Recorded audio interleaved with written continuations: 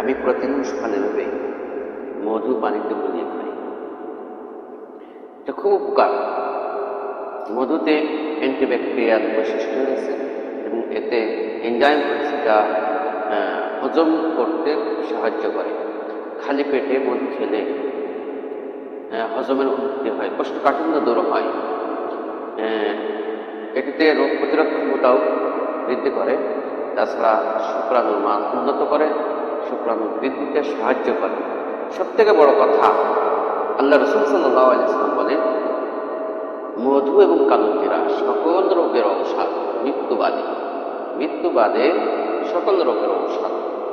তার দেরি না করে সুস্থ থাকার জন্য আম্মার ইস্তুর থেকে মধু সংগ্রহ করুন, আপনি নিজে সেবন করুন, আপনার সোনামণিকে সেবন করান, পরিবারের সকলকে সেবন করান।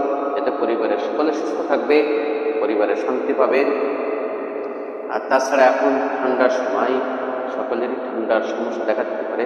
আগের থেকেই আপনারা মধু সেবন করেন, সুস্থ থাকুন। আসসালামু আলাইকুম।